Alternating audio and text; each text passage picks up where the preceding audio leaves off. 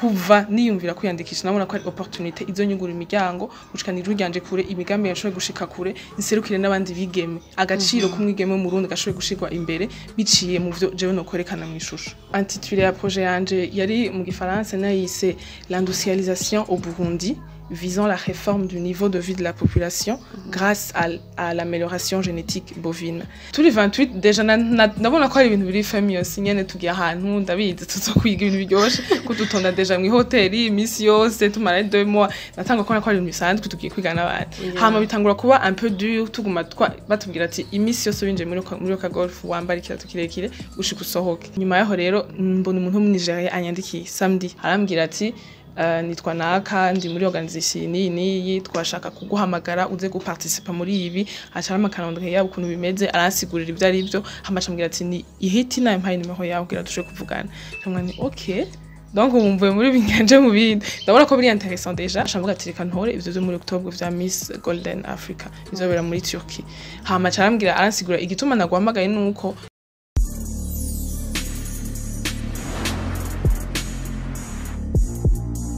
Bonjour la famille Boudjaï TV, la famille Entertainment 257, je vous dis bonjour, bonsoir, ça dépend d'où vous êtes. Kuri microphone comme Davina Bonika Bendo Camerani, CK the professional. Then comme masanzwe mubizi buri gihe mafite umutumire witeka, umutumire wese kuri Boudjaï tabaro witeka. God over everything amemindi bwakurikira. Numu candidate wa Miss Burundi yari mu bakobwa 28 mwabonye no muri 15 ariko donc muri 28 mwabonye no muri 15 bashite muri demi finale ariko ntiyashoboye kugira amahirwe yo gushika muri bane bashite muri finale yitwa Lies Delicia donc reka tumwibaze tumwibwire ko twibwire mwiriwe burakomeye ego na first of all uraberewe merci beaucoup dushaka kumenya Delicia ninde mu bisanzwe okay Delicia n'umwigeme afite imyaka 21 umukobwa wa mbere mu bana bane ndi umunyeshuri niga muri kaminuza mwaka wa gatatu kuri BIU muri informatique ahanini ivyo nkuko mwabivuze nkaba nagiye mwihigano rya Miss Burundi 2021 yego Miss Burundi 2021 kongera akaba no muri Miss Golden nivyo yego bon kuri wowe Miss Burundi ni iki cyagutumye uja muri Miss Burundi 2021 kandi tuzi ko hariho imyaka ine Miss Burundi yarase donc avuga ati uyu mwaka reka mfe gutantora une chance nje muri Miss Burundi ubwa mbere na mbere jewe avant yuko niyo myaka ine irengana ntivyari bindi mu mutwe kuja muri Miss Burundi seulement ico nakora nuko narakunda cyane kubiraba nkara ama competition yandi surtout yo mu Rwanda yino kwera mu Rwanda gumaba ino atari karaba nkavyadmira yari juste admiration pour moi nta kindi vraiment narakunda abakobwa babijamwe nkaraba nivyo bakora before na after babanze gutogwa ukuntu bavyifatamwo nkabikunda tu nta bindi hama umunsi rero bagira lancement officiel ya Miss Burundi y'uyu mwaka none naciye mvuga nti okay ça m'intéresse kuko ndazi ko kuva kera namye n'umuntu afise ivyumvira afise imigambi kandi rimwe na rimwe bigoye kwishitsa kubera utafise uburyo bukwiye kugira ubushoboye kubishikana imbere y'abantu cavuga nti Miss Burundi pour moi sera une opportunité nzokoresha kugira ngo nshobore gushikana ijwi ryanje kure kugira ngo abatazoshobora kuronka ubwo buryo bwo gushika aho hantu bashobore kuburonka bice muri jewe nzoba nato hama ikindi naco mpejeje kwiyandikisha c'est vrai ubwo bwaraje vraiment kubera nawe n'abantu benshi bari bahari abakobwa tubura ko bari benshi avant qu'on soit 28 twari 70 ndavuga nti muri aba 70 ko baza gukuramwo 28 bari batubwiye baza kuvamwe est-ce que jewe nzobandi nkabona abakobwa bazi gutambuka abakobwa ubona ko babizi vraiment bikaba biteye ubwoba hari suspense idasanzwe muga quand même maze kurenganya iyo ntambwe ndabona ko nanje ivyo nari niyemeje nshobora kubishika kucamuga nti let's go bon nihe image uha Miss Burundi ni kihe kintu bon kuri Miss Burundi kuri wewe ni Miss Burundi ni giki Miss Burundi nkuko mpejeje kubivuga pour moi ndabibona nka opportunité ibintu vyose même si bitagena nkuko abantu baba babishaka canke uvyifuza je ndabibona nka opportunité izana ibi canke ibindi nubwo itazana ivyo baba wateguye irashobora kuzana ibindi utawateguye kandi vyiza gusumba hama rero je nico kinovuga kuri Miss Burundi kuva niyumvira kwiyandikisha nabona ko ari opportunité izonyungura imiryango gushikana ijuru ryanje kure imigambi yashoboye gushika kure inserukire n'abandi bigeme agaciro kumwigeme mu Burundi gashoboye gushirwa imbere biciye mu vyo jewe no kwerekana mu ishusho. Donc muri Miss Burundi il y avait des projets idée de projet yavuye hama dutwibutse kandi projet yariyo ego intitulé à projet yanje yari mu gifaransa nayise l'industrialisation au Burundi visant la réforme du niveau de vie de la population grâce à l'amélioration génétique bovine.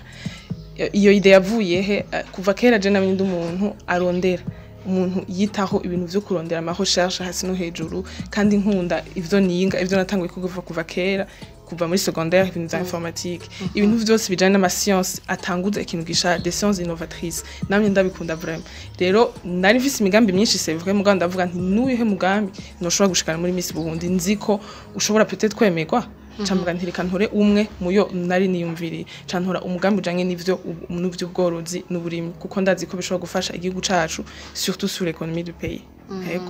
Après nta critique yigeze uhura nayo maze kwinjira muri Miss Burundi à part yuko amafoto yanyu yabaye publié et then mukaba critique cyane ku buryo ndabizi ko biri kose uko ubumeze kose uriranda urumva ko donc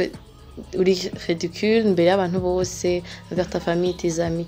kiya gihe yumvise gute genre iyo umaze kwa public gutya mukaba critique umunsi wa mbere ubwa mbere novuga ko nimbere ko niyandikisha nkivuga nkitangwa kugira abagenzi ko nzo kwiyandikisha biki haraho nabwira ati je n'ukuri ibintu byo kuguma ndahantu hose ku mafoto ahantu ntembera bamvuga ahantu hose ntavyo menyere ko ntavyo namenyere c'est vrai urumva nababwiye ko bizohava bingora kumenyera muga nkabwiye ati quand même je vais m'adapter c'est pas grave hama ikindi naco icantumye nshobora kuvyihanganira nuko abavyeyi bari banshigikiye nimbere ko niyandikisha papa wanje niwe yasunika kuja kwiyandikisha yaranambwiye ati ahubwo ntuje kwiyandikisha ntubona ko bishoboye nyuma yaho na mama atarambwira ati bugiye je nari nimvira ko je kwiyandikisha mugabo aho nari namaze gufata decision yo kuja kwiyandikisha muga nti iyo ni support ya mbere ndose izotuma n'amabwire y'abantu bo hanze adashobora kunkorako cyane kuko nziko abantu bakonta kuzima bwanje bariko barabishigikira n'abantu bo hafi yanje les amis bashigikiye ibindi bikurikira ça sera après hama nyuma yaho na amafoto amaze gusohoka c'est vrai haravuzwe ibintu byinshi n'ukuri byinshi cyane twe natwe indani à l'interne baratubwira ati turabinginze ntimusure kuyumvira kuraba rya amafoto amakomment surtout kuko birabakora ko intérieurement umuntu atari fort moralement araza gutuma ndabizi muri we nyere biraza guhungabana muga kamwe twa dusu coach atwigisha comment se comporter développement personnel ingene ushobora kugera ma critique nyene umuntu ayimenyereye rero ntivyo bari kumubabaza ico gituma n'inyuma yaho vraiment twavyifashemwe neza abakobwa bose abari basigaye abasigayemwo n'abari bari imbere twese twarize kwifata neza par rapport aux critiques ico gituma turanezero tumeze neza même sans résultat malgré les résultats obtenus jewe ku gahande kiwanje vraiment meze neza. Bon, vous étiez 28 mwamaranye igihe kitari gito mwamaranye plus de 3 mois nabesha c'était 2 mois à peu près ouais. Donc 3 mois 2 mois gutyo niki kiwize muri Miss Burundi niki kiwize kuri bajya bandi bakobwa bari kumwe muri Miss Burundi niki gishasha donc wahigiye ikintu bon expérience wakuye muri Miss Burundi. Icambere novuga kizi imbere y'ibindi nuko d'abord kumara isomene mbana n'abantu 15 c'était la première fois ko je sinigeze niga muri interne donc ntavyo nari menyereye ndavuga nti narize kubana n'abantu comment gérer les tempéraments ngene ushaka kumenya iyo ushavuri stressé kuko hari stress ndasanzwe vraiment muri yo misi ine yanyuma kugira umenye kwicomporta neza uvuge neza ubandanye ufise indero même si uri stressé imbere y'abantu ivyo naravyize kabiri nuko naramenye gutahura cyane kuko hari ibintu byinshi byadushikira hajyaye kuko ntitwabaye mu buzima bumwe ntituva mu quartier amwe rero utagero tahura umuntu amashavu yoduga gasanga rero mutanguye gushwana kandi ko mukwa dusa umukoca twigisha ingene twifata byadufashije cyane ahanini novuga ko ari ivyo kindi naco naramenye hari ibintu bitatu twize ntashobora kwibagira vraiment byo twize muri coaching hariyo novuga ibintu bitatu oser un peu plus réfléchir un peu plus et impacter un peu plus rero kumenya kubahuka kuvuga par exemple kubahuka gukora ikintu utari wibaza kushobora gukora kwiyumvira ku kintu umuntu yakwigishije kugira ngo gikore mu buzima bwawe hama umaze kubona ko umuntu yashobora ku impact nawe ushoboye kw'impact abandi ivyo nivyo bintu twiza hanini. Donc umaze gushika muri Miss Burundi umaze kubona biyandikije umaze kubona abantu 28 musigaranye ndabizi ko ari abantu benshi batwavuga tuvugana ugasanga benshi bafise ubwoba ko bari kumwe canke benshi bagize no kubwoba kuri dative wiyumvise gute donc umaze kubona abantu musigaranye ko biri kose ama projet yanyu mwese yarakenewe ni kiye kintu ucinjira donc ukwizera kwawe kwavuye jewe pomyama bakigira proclamation ya 15 bagiyemo bamamagaye ni nakunda baza kuri 28 mu yamukisiga muri 28 turi 28 deja nabona ko ari ibintu biri famous nyene tugiye ahantu ndabizi tuzokwiga ibintu biryoshe kudutonda deja mu hoteli imisi yose tumara 2 mois natanga ko ari ibintu bisanzwe tugiye kwigana abandi hama bitangura kuba un peu dur tuguma batubwira ati imisi yose winje muri ka golf wambara ikirato kirekire gushika usohoke ntabi urumva tugatamba tukaruha kandi ntavyo kwicara natanga ko ari ibintu biryoshe bitangura kuruhisha hama mu nyuma rero tumaze gucika 15 là c'était un peu sérieux kuko ari ntibatoleha ubu nyuma yaho atasubira gutoleha nk'ibintu byo gucegwa baratoleha mugabe byo gusiba rero bashagira ba strict usivye nikete baramuha bakamwandikira juste pour kugira bamusanctionne urumva byatangiye kuba sérieux urumva utanga kuguruka amaso ati ndi mu biki ngaho bisanzwe urumva waje wimvira ngo uje kugira gufotore umenyekane ndi mu miss biki nibiki udafite objectif li précis abo cyo bitanga kuzazanira mugare ducitse 15 aho niho nace ntangura kubona ko objectif utayihaye kugira ushobore gutera intambwe ntushobora gushikana na hamwe kuko uzotangura kugira ubwoba kuko ari abakobwa batari bwo badeja ngo wabivuze ngo waje ufise mu mutwe ati nakandazi ko wazonsumvya nakavuga uku personnellement marabizi namwe ndabimbwira twaragize ico bita talent show après avant d'abord kuyiba twaragize iki abakobwa turi 15 turaganira turavuga nakayaranye paxe ibiga bintu bitatu nakubwiye nakaya yanyigishije ikiniki narabwiye umukobwa witwa Bernice première de fille namwe nti vraiment wanye paxe kuntu bige bicegwa na rimwe nta kosa rego turagutora ko nakoca arabivuga ikindi naco nuko j'étais impacté par sa manière de parler urumva izo zose ni ibintu twize hajyaye kandi uruntu ubwo buvuga ati uyu muntu kweri ngena avuga ko jewe nzohava mvuga banyumvirize urumva deja nubwo butangwe kugira mbwa quand même plus twagenda twiga plus waguma uvuga uti quand même je vais oser je vais surpasser mes obstacles. Bon tumere nk'ava muri Miss Burundi gato tuvuge icanyuma projet yawe warashoboye kuronka même si udashoboye kuronka chance yo kubandanya ngo ube donc muri bajya bane bashitse muri finale urafite umugambi wo kwibandanya si oui urafite des sponsors t'en as besoin donc idindi vuye handi wozakira ego umugambi wanje nimbere yuko dutangura finale ibi nanatangwe gukora harabona nafise two turakorana hama n'inyuma yaho hari abantu babandanya bankontakta bambwira turifuza gukorana nawe nanje abo mbandanya mpamagara kuko nifuza gukorana nabo hama kandi nuwo wifuza wundi kumfasha nukuri vraiment bijyanye iruguruye ego nico novuga hama tubwire gato bivyerekeye Miss Golden nibiki bimeze gute hanyuma wimbire gute kujamwe navyo donc kwinjira Miss Golden. Ok. Miss Golden yanatevye no kunshikira. Ma finale c'était le samedi. Ndibuka Miss ihiti na Miss Global Africa. Kubera twe twegeze kugira live kuri IG yakaramfasha ibintu bimwe hama nyuma yaho rero mbona umuntu wo muri Nigeria anyandikiye samedi arambwira ati nitwa naka ndi muri organisation ni twashaka kuguhamagara uze guparticipa muri ibi acara makanondwe yabo kuntu bimeze aransigurira ibyo ari byo hamashambwira ati ni ihiti na mpaye nimeho yawe kugira dushe kuvugana ntamwe ni okay donc umvuye muri binganje mu bindi ndabona ko biri intéressant déjà arambwira ngo tora kimwe muri ivyo ushaka kujamwe canke ushaka kujamwe byose uvuge hama camvuga ati reka ntore ivyo byo muri October vya Miss Golden Africa bizobera muri Turkey hama carambwira aransigura igituma nagwamagaye nuko Tina turi muri organisation imwe niwe marraine wavyo muri Afrique yatubwiye umukobwa mu Burundi ari muri Miss Burundi iheruka guhera aratubwira tukurabe ingene bavyifashemwo hama turagukunze dushaka kuguhamagara cyangwa ati OK d'accord donc nibakwe deja ngiriwe ni nyuma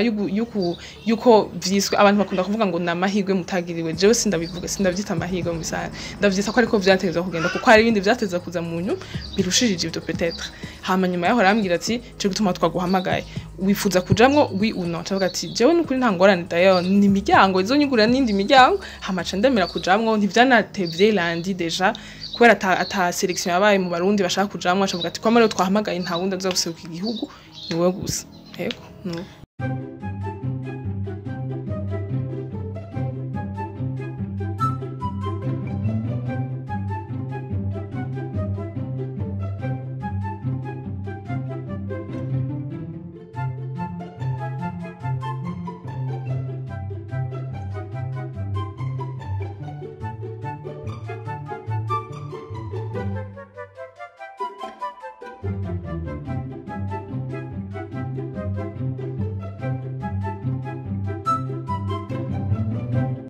Food ni restaurant nziza cyane iteka imfungurwa z'ubwoko bwose kandi z'akanovera iri kuri station MPS impande ya Star Hotel na Kotebu. It is Food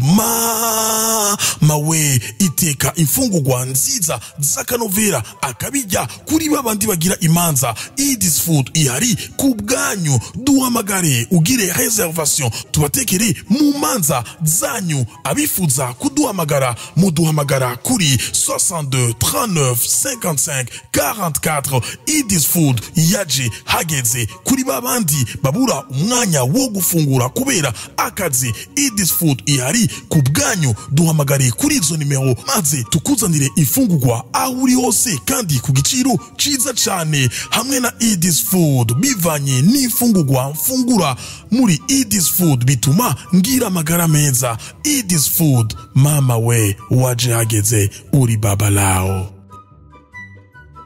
Na murundi kazi aduserukira Miss Golden muri Turkey. Bon nikiki wo uhanura comme des délices yashoboye kugira ama experience nkayo, nikiki wo uhanura la jeunesse en général, yaba umukobwa mu murundi kazi yaba n'umuhungu, nikiki ushitse bakugize nka ministre wa jeunesse, nikiki wo hindura muri jeunesse? Ikintu nuvuga ni kimwe kandi nibaza ko kuri important cyane nuko abigeme surtout kuko abahungu barakunze gusohoka gukora ibyo bifuza kuko deja hariyo titre bafise muri societe abakobwa badafise. Rero nashaka guhagarara cyane ku